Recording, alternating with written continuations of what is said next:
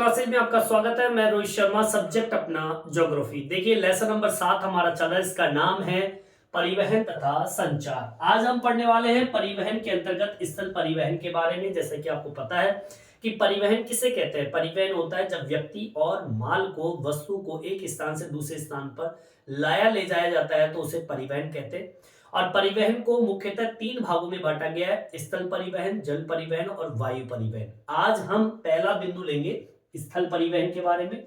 देखिए स्थल परिवहन का उपयोग जो है एक आर्थिक और प्रौद्योगिकी के विकास के लिए किया जाता है, जिसके अंतर्गत सामान और लोग को एक स्थान से दूसरे स्थान पर लाया ले जाया जाता है। इसके जो स्थल परिवहन के जो मुख्य साधन हैं, जो कि वस्तु और माल को एक स्थान से दूसरे स्थान पे ले जाते हैं, उसमें आती है सड़क है, रेल लाइन है, पाइपलाइन है। इनका बड़ा महत्व है। इसके अलावा केबल, जो मार्ग होते हैं, जो तार होते हैं, वो भी लाने ले जाने में उपयोगी है। तो इस तरीके से स्थल परिवहन का उपयोग होता है। ठीक है, अब इसके अंदर आप एक छोटा सा पैराग्राफ बनाइए शुरुआत के अंदर कि स्थल परिवहन का मतलब क्या है। तो आपको लिखना है क्या, देखिए एक तो महत्व होता है आर्थिक और एक होता है तकनीकी, या जिसे हम कहें प्रौद्योगिकी।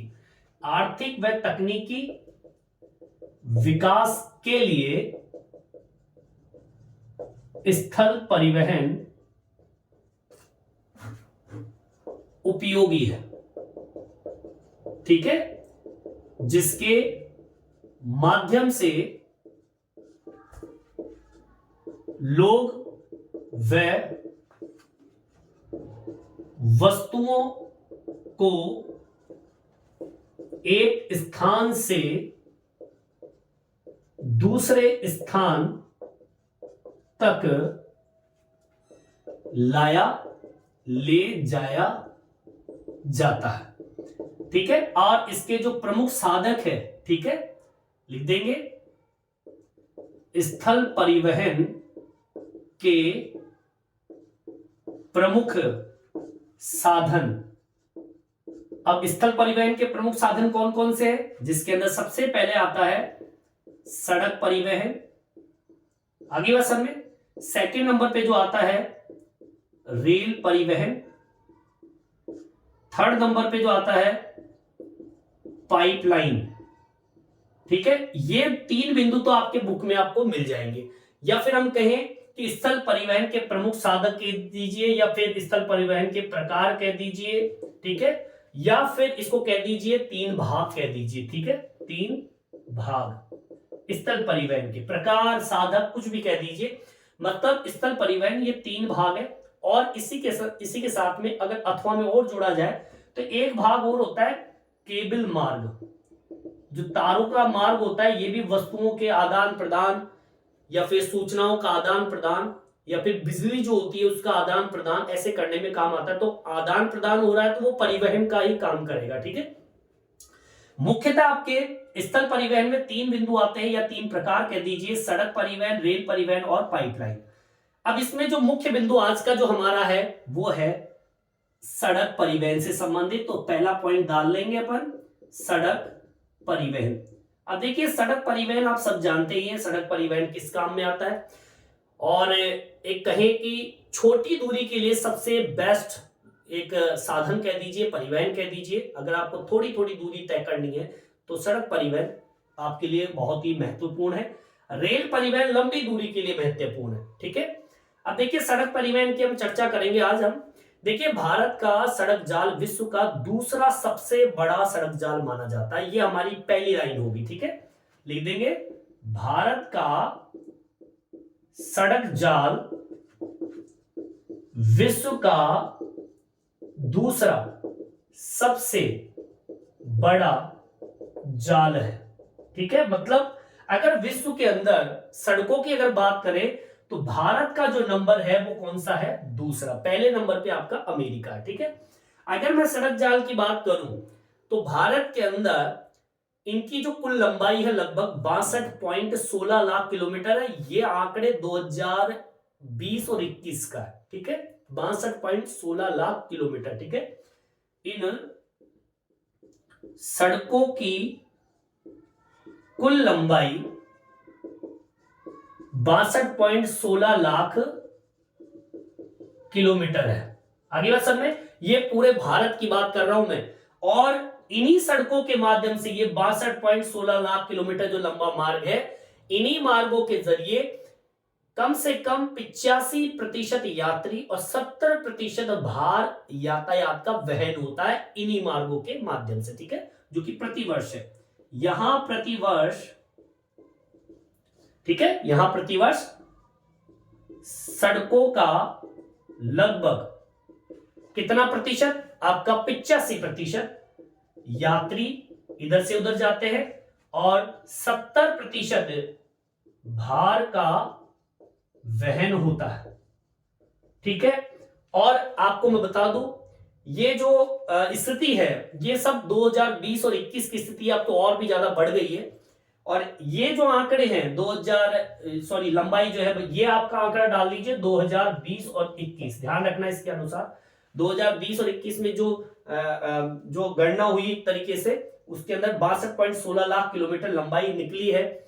और इन्हीं लंबाई जो सड़क जाल है, इनका 85% तो यात्री वहन मतलब उपयोग कर रहा है और 70% भार जो है वजन वस्तु का एक स्थान से दूसरे स्थान पे इन्हीं सड़कों के माध्यम से जा रहा है। इसी के साथ एक लाइन और जोड़ देंगे, छोटी दूरी के लिए सड़क परिवहन उपयोगी है, ठीक है। छोटी दूरियों के लिए सड़क परिवहन सबसे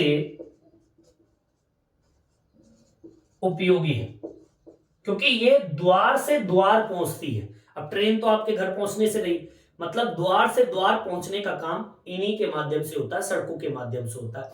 आपको मैं बता दूं, अगर मैं पुराने इतिहास में जाऊं तो पहली सड़क परियोजना जो बनी थी वो 1943 के अंदर नागपुर योजना के अनुसार बनी थी। लेकिन बाद में जब अंग्रेज और जिसे ब्रिटिश शासनकाल है, और जो भारतीय जो लोग थे, या कहें कि उस जमाने में जो 1943 के अंदर जो हमारे हिंदुस्तान भारत देश के जो अधिकारी लोग कह दीजिए, या भारतीय लोगों के बीच में और ब्रिटिश लोगों के बीच में एक सामंजस्य नहीं बन पाया, जिसकी वजह से ये योजना वहीं पर रुक गई, ठीक है। इसको मेंशन कराऊंगा। यहां तक समझ में आ गया होगा कि ये भाई हमारे स्थल परिवहन को बांटा गया है 3 भागों में, सड़क, रेल, पाइपलाइन, जो कि आपकी किताब में भी दिया हुआ है। हमने पहला पॉइंट उठा लिया है सड़क परिवहन के बारे में। विश्व स्तर पर देखा जाए तो दूसरा नंबर हमारा आता है सड़कों के अंदर। इनकी कुल लंबाई भारत के अंदर 62.16 लाख किलोमीटर है और प्रतिवर्ष 85% यात्री और 70% भार का वहन इन्हीं सड़कों के माध्यम से होता है और छोटी दूरी के लिए सबसे बेस्ट साधन माना जाता है, ठीक है। चलिए, यहां तक आपको समझ में आ गया होगा, यहां तक आप उतार लीजिए। देखिए, आगे की ओर बढ़ते हैं और अब मेंशन जो करना है, जो मैंने अभी बताया आपको, भारत में पहली सड़क परियोजना 1943 में नागपुर योजना बनाकर की गई थी, पर बाद में ये योजना असफल रही। ब्रिटिश शासनकाल के अंदर अंग्रेज और भारतीय लोगों के बीच में एक सामंजस्य नहीं बन पाया, इसलिए ये ठंडे बस्ते में चली गई। इसको डाल देंगे। इसको किस तरीके से लिखना है? पुराने इतिहास में भारत में पहली सड़क योजना 1943 में नागपुर योजना बनाकर प्रारंभ की गई, परंतु अंग्रेजों व भारतीय लोगों के बीच सामंजस्य नहीं बैठ पाया और यह योजना असफल रही। मतलब ये एक न्यू टाइप का क्वेश्चन भी हो गया आपका कि भारत के अंदर पहली सड़क योजना किस नाम से थी? वो नागपुर योजना के नाम से थी, 1943 में थी, लेकिन भारतीय और ब्रिटिश शासनकाल के बीच में एक सामंजस्य नहीं बैठ पाया, इसलिए ये योजना समाप्त हो गई, चल नहीं पाई, ठीक है। चलिए आगे की ओर बढ़ते हैं। अब बात कर लेते हैं सड़क परिवहन के प्रकार, या कहें हमारे सड़क परिवहन को भी कितने भागों में बांटा गया है, या फिर हम कहें सड़कों के प्रकार, ठीक है। सड़क कितनी प्रकार की होती है उसकी हम बात कर लेते हैं। तो आपने नाम तो सुना होगा, एक राष्ट्रीय मार्ग, जिसको एनएच के नाम से जानते हैं, नेशनल हाईवे के नाम से जानते हैं। सेकंड नंबर पे जो आता है राज्य महामार्ग, राज्य महामार्ग को एसएच स्टेट हाईवे के नाम से जानते हैं, ठीक है। फिर आता है जिला सड़कें जो कि डिस्ट्रिक्ट लेवल की होती है, और एक होता है ग्रामीण सड़कें, ठीक है, जो गांव में होती है, और एक होता है अन्य सड़कें। ये सड़कें सीमा सड़कें हम बोल सकते हैं, या फिर हम कहें अंतरराष्ट्रीय सीमा भी इसके अंतर्गत आती है, ठीक है। मतलब अन्य सीमा के अंदर, अन्य सड़कों के अंदर सीमा सड़क जो एक देश से दूसरे देश के बीच की सीमा पर बनाई जाती है, या फिर हम कहें अंतरराष्ट्रीय सीमा जो कि अन्य सड़कों के अंतर्गत आती है। कुल मिलाकर सड़क परिवहन के प्रकारों को या सड़क के प्रकारों को 5 भागों में बांटा गया है। राष्ट्रीय महामार्ग एनएच के नाम से, राज्य महामार्ग एसएच के नाम से, जिला सड़कें जो कि डिस्ट्रिक्ट लेवल पे होती है, और ग्रामीण सड़कें जो गांव में होती है, और अन्य सड़कों में सीमा सड़कें या फिर अंतरराष्ट्रीय सड़कों का नाम इसके अंतर्गत आता है, ठीक है। अब इन्हीं के बारे में हम चर्चा करेंगे, एक एक बिंदु उठाएंगे और उनका वर्णन हम करने वाले हैं, ठीक है। चलिए यहां तक समझ में आ गया होगा, यहां तक आप उतार लीजिए। देखिए आगे की ओर बढ़ते हैं, टॉपिक डाल दिया है मैंने राष्ट्रीय महामार्ग, जिसे हम एनएच के नाम से जानते हैं, नेशनल हाईवे के नाम से जानते हैं। देखिए इन सड़कों की कुछ विशेषताएं हैं, इस विशेषताओं की बात करते हैं। देखिए ये जो सड़क है वो केंद्र सरकार के द्वारा निर्मित होती है और उनकी अनुरक्षित का कार्य किया जाता है। मतलब ये कि उनकी रक्षा करने का काम और निर्माण का कार्य केंद्र सरकार करती है, जो दिल्ली सरकार होती है। इन सड़कों का उपयोग अंतरराज्यीय परिवहन, मतलब जो राज्य होते हैं, अंदर के राज्य जिसे हम कहें, जैसे कि दिल्ली है, दिल्ली से मान लीजिए उत्तर प्रदेश जाना है, उत्तर प्रदेश से आपको मध्य प्रदेश जाना है, इस तरीके से परिवहन इन अंतरराज्य के रूप में होता है। और सामरिक क्षेत्रों के अंदर रक्षा सामग्री लाने ले जाने में, सेना के आवागमन के अंदर एनएच नेशनल हाईवे का उपयोग किया जाता है। आगे बात समझ में, तो इसको मेंशन करेंगे, किस तरीके से लिखेंगे, एक एक पॉइंट टू पॉइंट लाइन लिख रहा हूं मैं। इन सड़कों का निर्माण केंद्र सरकार के द्वारा किया जाता है तथा इन सड़कों का अनुरक्षण, ठीक है, निर्माण या फिर हम कहें देखरेख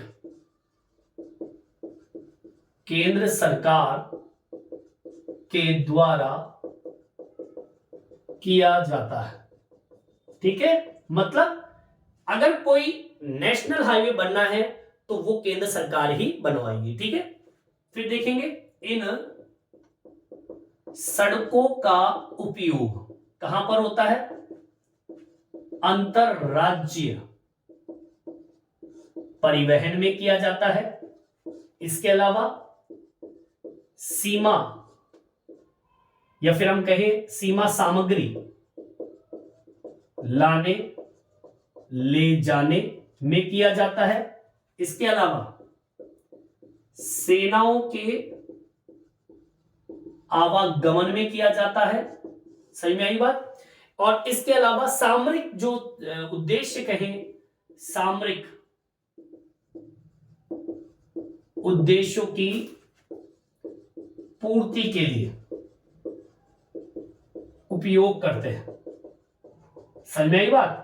मतलब ये कि इन एनएच नेशनल हाईवे का जो उपयोग होता है वो एक अंतरराज्यीय परिवहन में किया जाता है, सीमा सामग्री लाने ले जाने में किया जाता है, सेना जो होती है उनके आवागमन में यही एनएच का उपयोग करते हैं, सामरिक उद्देश्य को पूरा करने के लिए भी इन मार्गों का उपयोग करते हैं। या फिर हम कहें, अब मैं बताऊं आपको, ये जो राष्ट्रीय महामार्ग होते हैं, देखो कहां कहां से जुड़े होते हैं। राज्यों की राजधानी से जुड़े होते हैं, प्रमुख नगरों से जुड़े होते हैं, महत्वपूर्ण बंदरगाहों से जुड़े होते हैं, रेलवे जो स्टेशन होते हैं या जंक्शन जिसे हम कहें, उनको ये जोड़ने का कार्य करता है। इन राष्ट्रीय महामार्गों की लंबाई 1951 में देखें तो 19,700 किलोमीटर थी। 2020 में ये 1,36,400 किलोमीटर, सॉरी 440 किलोमीटर हो गया। अगली बात सब में इसको भी मेंशन कर दीजिए, लिखना है क्या, ये राष्ट्रीय मार्ग कौन कौन से क्षेत्र को जोड़ता है, एक राज्यों की राजधानियों को जोड़ता है, वह इसके अलावा प्रमुख नगरों को जोड़ेगा, ठीक है, प्रमुख जो पत्न हैं या फिर हम कहें बंदरगाह, उनको जोड़ेगा, ठीक है। इसके अलावा आपके जितने भी रेलवे जंक्शन होते हैं, ठीक है, उन जंक्शनों को जोड़ने का कार्य कौन करता है? आपके ये राष्ट्रीय राजमार्ग, ठीक है। लंबाई की बात कर लीजिए कि इन राष्ट्रीय जो महामार्ग है, इनकी लंबाई की बात करें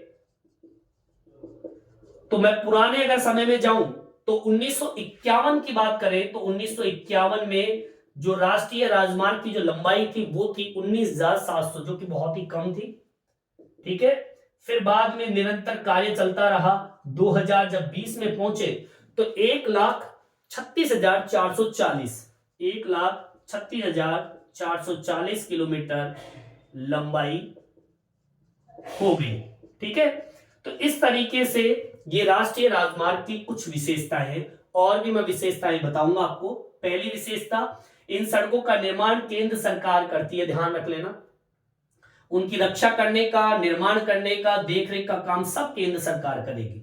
इन सड़कों का उपयोग अंतरराज्यीय परिवहन मतलब राज्यों को जोड़ने का काम करती है, सीमा सामग्री लाने ले जाने में, सेना के आवागमन में, और सामरिक उद्देश्य जो भी देश से संबंधित है उनका कार्य इसी राष्ट्रीय राजमार्गों का उपयोग करते हैं। राजधानियों को जोड़ने का काम करता है, प्रमुख नगरों को जोड़ता है, प्रमुख बंदरगाह को जोड़ता है, रेलवे जंक्शनों को जोड़ता है। राष्ट्रीय महामार्गों की लंबाई 1951 में 19,700 थी, फिर 2020 में जब गणना हुई तो 1,36,440 किलोमीटर हो गई, ठीक है। यहां तक समझ में आ गई होगी, यहां तक आप उतार लीजिए। आगे और बताऊंगा नेशनल हाईवे की विशेषताएं, लिख लीजिए इसको। देखिए आगे की ओर बढ़ते हैं, अब बात कर लेते हैं राष्ट्रीय महामार्गों की लंबाई का महत्व भारत के अंदर कितना है। देखिए राष्ट्रीय महामार्गों की लंबाई देश की कुल लंबाई की, सड़कों की अगर लंबाई की बात करें तो 2% उपयोग होता है, लेकिन अगर सड़क यातायात की बात करें तो 40% भार वहन करता है ये अकेला एनएच। आगे बात सर में इसको किस तरीके से मेंशन करना है ये देख लीजिए। आपको इसमें लिखना है कि राष्ट्रीय जो महामार्ग है, मार्ग की लंबाई की अगर हम बात करें तो भारत की कुल सड़क लंबाई जो है का 2% है, परंतु 40% भार वहन करता है। मतलब यह कि अगर मैं भारत की कुल सड़कों की लंबाई की बात करूं तो उसमें केवल इसका योगदान जो है वो केवल 2% ही है। मतलब 98% राज्य, ग्रामीण और जिला सड़कों का है, लेकिन अगर राष्ट्रीय एनएच की बात करूं तो इसका केवल मात्र 2% ही भाग है, इतना कम है। लेकिन अगर मैं भार वहन की बात करूं तो सबसे ज्यादा अगर भार वहन होता है, मतलब परिवहन जो चलता है वो 40% भार वहन होता है, मतलब सबसे ज्यादा परिवहन होता है, ठीक है। चलिए आगे की ओर बढ़ते हैं। देखिए भारतीय राष्ट्रीय महामार्ग प्राधिकरण NHAI का नाम सुना होगा आपने, कई बार नेशनल हाईवे पे गाड़ी देखी होगी जिसके ऊपर लिखा होता है, नीली कलर की गाड़ी होती है, NHAI के नाम से होता है। इसका प्रचालन 1995 में हुआ था और ये भूतल परिवहन मंत्रालय के अधीन एक स्वायत्त निकाय है। इस राष्ट्रीय महामार्गों के विकास, रखरखाव, प्रचालन, जिम्मेदारी, सारी की सारी गुणवत्ता की सुधार सब ये NHAI करता है। मतलब नेशनल हाईवे पे जो गाड़ी घूमती है उसका काम यही है कि कहां पर सड़क टूटी पड़ी है, उसका रखरखाव कैसे करना है, वो सारी जिम्मेदारी, उसकी गुणवत्ता की सुधार सब ये NHAI करता है, जो कि एक स्वायत्त शासी निकाय है जो कि आपके परिवहन मंत्रालय के अधीन ये काम करता है। इसको भी मेंशन कर लेंगे, इसको किस तरीके से लिखना है सुन लीजिए। भारतीय राष्ट्रीय महामार्ग प्राधिकरण, ठीक है, लिखेंगे भारतीय राष्ट्रीय प्राधिकरण, ठीक है, भारतीय राष्ट्रीय प्राधिकरण या फिर हम कहें भारतीय राष्ट्रीय महामार्ग, ठीक है, महामार्ग प्राधिकरण। अब इसका शॉर्ट नेम अगर देखें तो क्या है, NHAI। इस शॉर्ट नेम से जानते हैं इसको। ठीक है, और आपकी जो गाड़ी घूमती है उसके ऊपर भी यही लिखा होता है NHAI, ठीक है, का प्रचालन। मतलब इसको शुरुआत की थी 1995 में, ठीक है, और इसकी शुरुआत के बाद, और इस शुरुआत को ये किसके अधीन रखा गया? परिवहन मंत्रालय। यह भूतल, ठीक है, परिवहन मंत्रालय के अधीन रखा गया, ठीक है। और ये किसके अधीन? एक स्वायत्त निकाय भी हम कहेंगे, एक परिवहन मंत्रालय के अधीन एक स्वायत्त शासन है, मतलब ये कहे स्वायत्त एक निकाय हम कह सकते हैं। यह इस मंत्रालय की स्वायत्त निकाय है।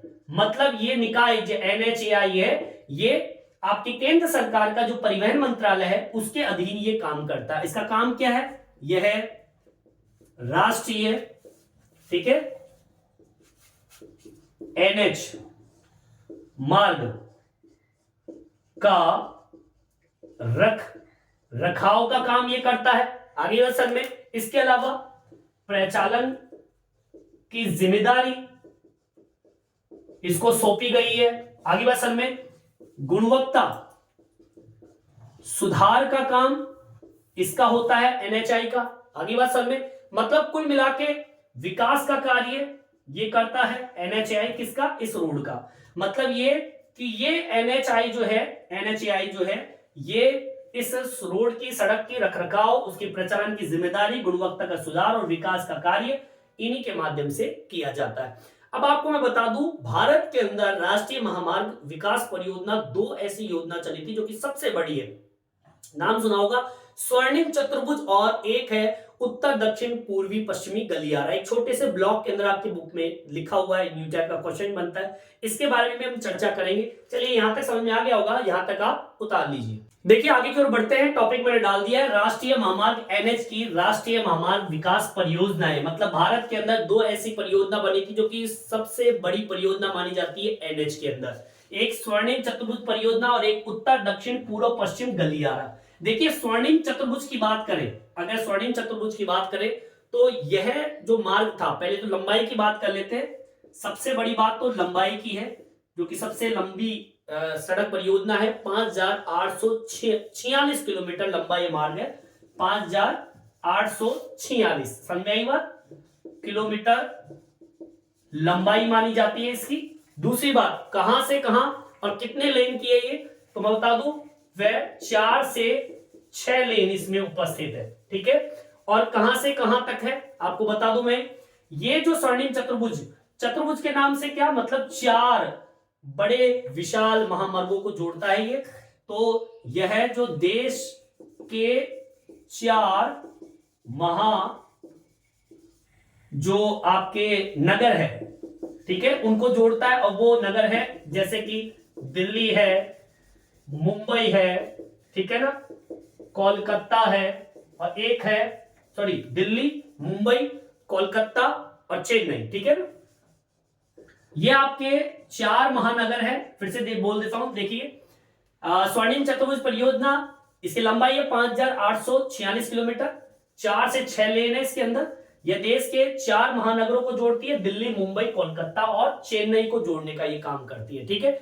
और ये बहुत ही बड़ा व्यस्तम मार्ग कह सकते हैं। सेकंड नंबर पे जो आता है वो है उत्तर दक्षिण पूर्व और पश्चिम जो गलियारा है। अब देखिए ये गलियारा जो है कहां से कहां तक है। अगर आप मान लीजिए कि उत्तर और दक्षिण की बात करें तो ऊपर ही ऊपर पहुंच जाइए, कश्मीर से लेकर तमिलनाडु, और इधर से असम से लेकर गुजरात तक पहुंच जाइए। तो सबसे पहले तो मैं बात करूंगा इनके दूरी की, लंबाई की बात कर लेंगे, कहां से कहां तक है, और क्षेत्र की बात कर लेते हैं, ठीक है। पहले तो उत्तर दक्षिण की बात कीजिए। उत्तर दक्षिण में तो आता है आपका जम्मू कश्मीर, व दूसरा आता है आपका तमिलनाडु, सही में आई बात। और इसकी जो ऊपर से नीचे की जो लंबाई है वो है 4016 किलोमीटर, 4016 किलोमीटर लंबाई है। मतलब रोड चलता है कहां से, जम्मू कश्मीर से नीचे तमिलनाडु तक। फिर दूसरा आ जाइए पूर्व से पश्चिम, जिसमें असम आता है जो कि पूर्वी है, जहां पर एक भाग है उसका नाम है सिलीचर, ठीक है। सिलीचर से ये रोड चालू होता है और ये पहुंच जाता है गुजरात को, और गुजरात में कहां से कहां पर, पोरबंदर तक। समझ में आई बात, पोरबंदर तक ये पहुंचता है और इसकी जो लंबाई है वो 3640 किलोमीटर है, ठीक है। लंबाई की बात करूं 3640 किलोमीटर ये लंबा मार्ग है। समझ में आई बात। और ये मार्ग बहुत इंपॉर्टेंट माना जाता है, उत्तर से दक्षिण और पूर्व से पश्चिम का भाग जो है वो यातायात के लिए। और ये एनएच राष्ट्रीय महामार्ग की ये सबसे बड़ी परियोजना है, स्वर्णिम चतुर्थ परियोजना, और उत्तर दक्षिण पूर्व पश्चिम गलियारा। ये दोनों ही आप वेरी इंपॉर्टेंट लगा लीजिए, मोस्ट है, कई बार एग्जाम में पूछा जा चुका है, ठीक है। यहां तक आपके समझ में आ गया होगा, यहां तक आप उतार लीजिए। देखिए आगे की ओर बढ़ते हैं। सेकंड नंबर का टॉपिक डाल दिया है राज्य महामार्ग, जिसे हम एसएच स्टेट हाईवे के नाम से जानते हैं। सीधी सी बात है, स्टेट हाईवे मतलब इसका निर्माण का कार्य कौन करेगा, राज्य सरकारें। और ये राज्य सरकारों की राजधानी, ये राज्य की राजधानी और जिला मुख्यालय और महत्वपूर्ण शहरों को जोड़ने का काम इन सड़कों के द्वारा किया जाता है। लिख देंगे इसके अंदर, इन सड़कों का निर्माण व अनुरक्षण का कार्य किसके द्वारा होता है, राज्य सरकारों के द्वारा। पहली बात तो। दूसरी बात ये कि ये राज्य जो सड़कें होती है, ये सड़कें राज्य की जो राजधानी है, वह एक तो राज्य की राजधानी, कोई सी भी राज्य की राजधानी, या फिर हम कहें मुख्यतः राज्य की बात कर रहे हैं तो ये सड़क राज्य की राजधानी को जिला सड़कों से जोड़ती है, ये इसकी दूसरी विशेषता है, ठीक है ना। मतलब ये राज्य की राजधानी, जैसे कि राजस्थान की बात करें तो जयपुर जिला, जयपुर जो राजधानी है वो जितने भी जिले हैं उनको जोड़ने का काम आपके एसएच स्टेट हाईवे करता है। सही में यही बात। राज्य महामार्ग के राष्ट्रीय महामार्ग से जुड़ने का काम ये करती है। देश की कुल सड़क लंबाई का 4% भाग ये है। सही में आई बात, लिख देंगे इसको। ये देश की कुल सड़कों की लंबाई का 4% भाग है, ठीक है। ये इसकी तीसरी विशेषता हो गई। और अगर मैं बात करूं इन सड़कों की उपयोगिता की, तो राज्य महामार्ग जो होते हैं वो राष्ट्रीय महामार्ग से जुड़े होते हैं। आप समझ लीजिए, आप एसएच को एनएच से जोड़ रहे हैं तो फायदा तो होना ही है, व्यापारिक स्तर पर परिवहन यहां पर होता है, ठीक है। तो लिख देंगे राज्य महामार्ग राष्ट्रीय महामार्ग से जुड़े होते हैं, ठीक है। ये आपकी सेकंड नंबर की राज्य महामार्ग एसएच की विशेषता हो गई, ठीक है। अब आ जाइए तीसरे नंबर पे, अपना पॉइंट है जिला सड़कें। अब जिला सड़कें नाम से ही पता चल रहा है कि जिला के अंदर जो सड़कें हो उनसे संबंधित हो गया। वे सड़क जो जिला मुख्यालय और जिले के अन्य महत्वपूर्ण स्थलों के बीच में एक संपर्क या फिर हम कहें कि मार्ग का कार्य करने का कार्य करती है, ठीक है। इस तरीके से इसको लिखना है आपको। क्या लिखना है कि ये सड़कें जिला मुख्यालय तथा जिला के अन्य महत्वपूर्ण स्थलों को जोड़ने का कार्य करती है। लिखेंगे ये सड़कें जिला मुख्यालय व जिले के सभी स्थलों को जोड़ने का कार्य करती है, ठीक है। मतलब जिला मुख्यालय और जिले के जितने भी स्थल होते हैं उनको जोड़ने का कार्य करती है। देश की कुल सड़कों की लंबाई का 14% भाग है, ठीक है। लिख देंगे इन सड़कों की कुल लंबाई जो है देश की सड़कों का 14% भाग है। अब देखिए यहां पर एनएच का कितना भाग था, 2%, एसएच का कितना है 4%, और जिला सड़कों का कितना हो गया 14%, और ग्रामीण सड़कों का सबसे ज्यादा है।